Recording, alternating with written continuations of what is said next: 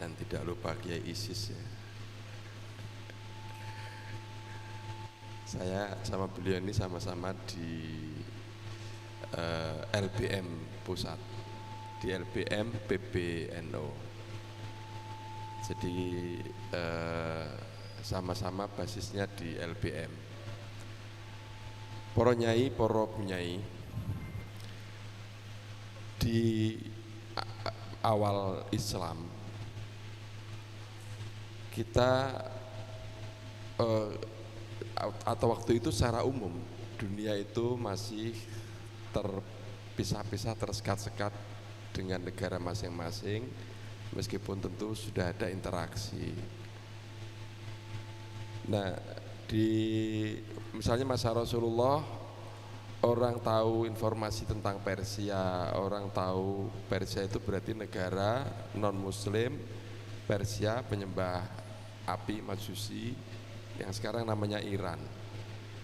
Kemudian Rasulullah juga tahu misalnya ada perkembangan apa di Romawi, termasuk ketika dulu yang namanya negara adikuasa itu ya Persia dan Romawi. Persia itu negara Katolik yang berada di barat pada saat Islam itu, dan waktu itu ada dua negara, ada Katolik Romawi dan ada negara Kristen di Bizantium, Konstantinopel. Tetapi umat Islam pada saat itu, dan tentu juga berdasarkan doktrin fikih sampai kemudian di abad pertengahan, itu mereka hanya mayoritas mutlak berada di negara sendiri. Nanti kita akan tahu kenapa ini sangat penting perbedaan ini. Kalau dulu orang Islam itu mayoritas mutlak berada di negara Islam.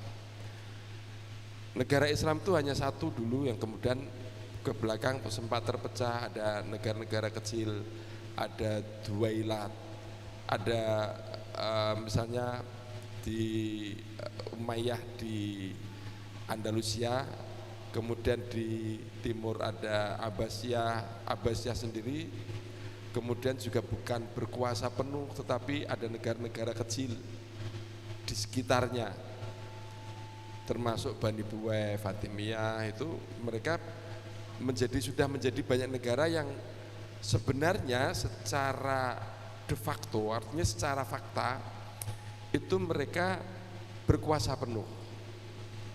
Abbasiyah itu hanya menjadi simbol waktu itu. Tapi intinya umat Islam ya tinggalnya di sini ini.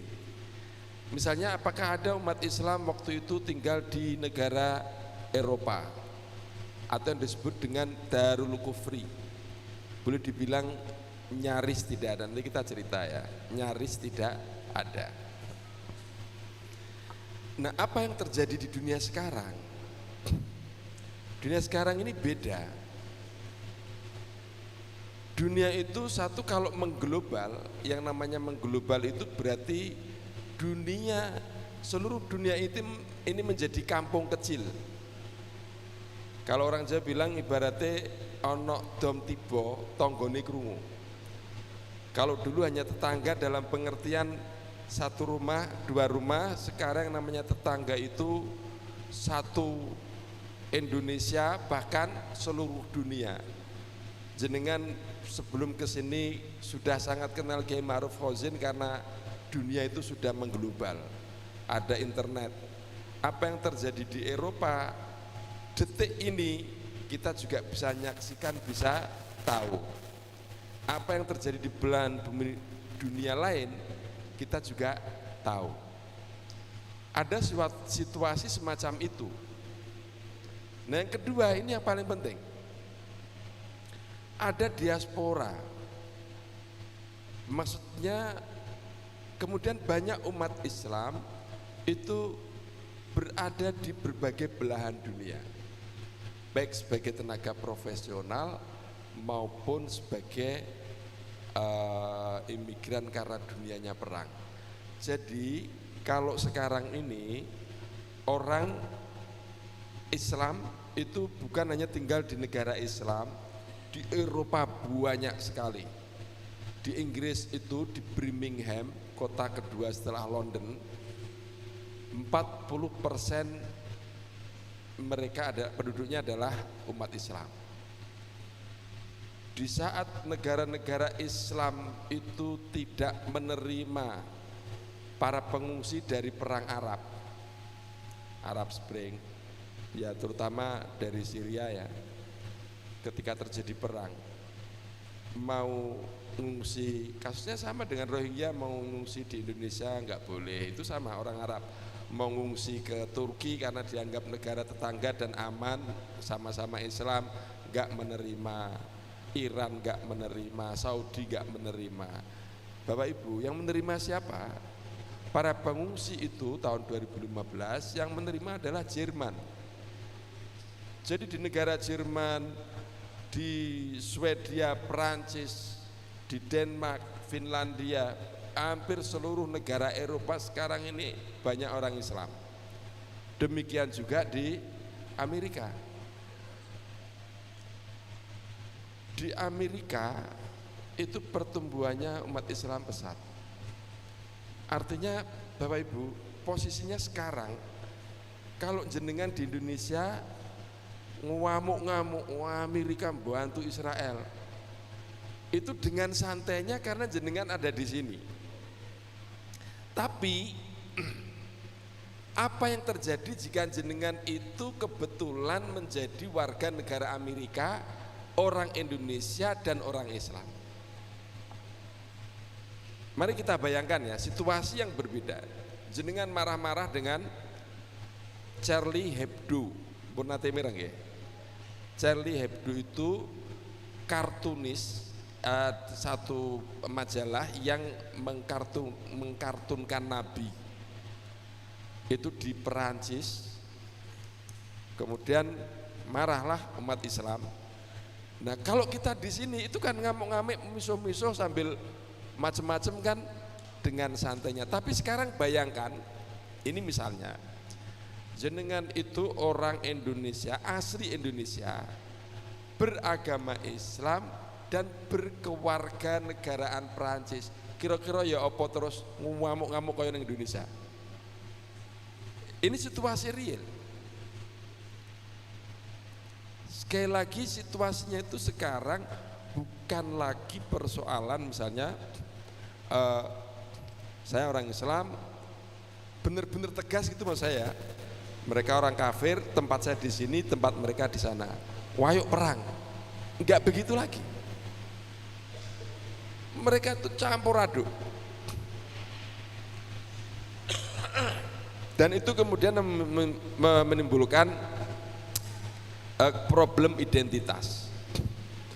Ini terjadi banyak, misalnya para imigran dari Pakistan, India, mereka beragama Islam, asli orang Pakistan, menjadi warga negara Inggris.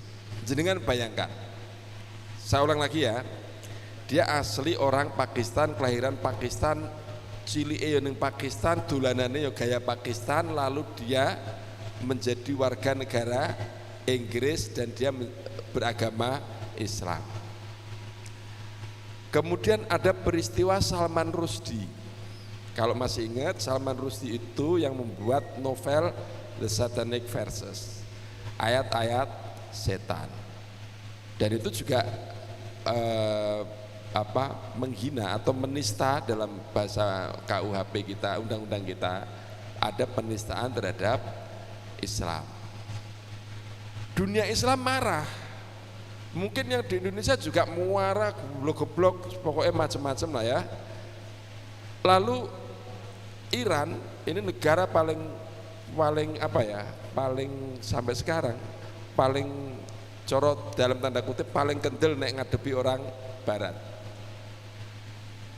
Khomeini waktu itu, ini Syiah ya, Khomeini mengeluarkan fatwa Salman Rushdie harus dibunuh. Salman Rushdie harus dibunuh, hukuman mati, sidangnya in absentia, maksudnya nggak ada orangnya, tapi dia harus dibunuh. Siapa yang bisa membunuh dapat hadiah dari pemerintah Iran. Oke. Lalu pertanyaannya, ini yang menjadikan krisis identitas. Inggris itu kan tempatnya Salman Rushdie. Salman Rushdie itu juga orang India aslinya, lalu dia berkeluarga negaraan Inggris, cuman dia bukan orang Islam. Tempatnya di Inggris, pemerintah Inggris merasa dan memang undang-undang sana dia wajib melindungi warga negaranya, maka dilindungi di Inggris. Kira-kira pertanyaannya, orang Islam yang asli Pakistan dan berkeluarga negaraan Inggris, apa kira-kira ikut fatwanya Salman Rushdie? Pateni ora wis. Dia hidup di negara Inggris. Ada problem identitas. Artinya nggak mungkin kemudian sebagai orang Islam dia telah menista Nabi maka harus dibunuh. Tidak bisa serta-merta seperti itu dunia sekarang ini. Bapak Kiai dan Ibu Nyai, kemudian juga dunia Islam sendiri, kita juga bertanya mana yang representasi Islam. Kenapa ada pertanyaan ini? Karena misalnya begini, waktu perang Irak itu tahun 91, perang Irak itu Irak melakukan aneksasi, nyaplok negara Kuwait. Irak iku negarane sing akeh wong Islam, Kuwait sing akeh ya wong Islam. Tiba-tiba Irak mengklaim bahwa Kuwait adalah bagian dari wilayah Irak lalu diduduki. Oke. Kemudian orang yang negara yang paling merasa paling berkuasa yaitu Amerika datang ke Irak, menghancurkan Irak, bantu Kuwait. Kira-kira sebagai orang Islam, jenengan belo Irak apa belo Kuwait yang diserang dan dibantu Amerika? Kalau saya jujur, nek kita nih nek sebagai penonton kan seneng deloki sing lemah iku iso ngalahke Amerika kan, ngoten kira-kira. Jadi wah, sing dibom Amerika Irak dibom, waduh. Begitu ngerti berita kalau pesawat Amerika berhasil ditembak jatuh, wow seneng gitu. Ini nih soal seneng karena penonton itu biasanya kadang-kadang punya kecenderungan membela yang gamane corne kalah supaya ngerti kejutan. Irak bisa mengalahkan Amerika. Tapi di samping itu juga mungkin karena faktor kita seneng iki wong Islam. Tetapi persoalannya, lu iki yang musuhan ini Irak sama Kuwait sama-sama Islam, lalu dibantu oleh orang-orang Amerika yang Kuwait. Nah Irak waktu itu, ini misalnya di Palestina, kita seneng kan kalau ada yang musuh Israel. Nah Irak waktu itu dalam perang itu ngebom Israel, rudal sekatnya ditembakkan ke Israel. Kira-kira membuat kita lalu mendukung siapa gitu? Mau mendukung Irak yang nyerang Israel tapi juga nyerang Kuwait, atau mendukung Kuwait yang dicaplok Irak tapi dibantu Amerika? Tidak mudah, maksud saya gitu. Konstelasinya itu cukup rumit kalau kita melihat itu. Kemudian misalnya kita agak maju ke sini, ada perang di Yaman. Perang di Yaman itu di sana ada Arab Saudi punya kepentingan minyak. Lalu ada Al-Houthi, itu Syiah Yaman dukungan Iran.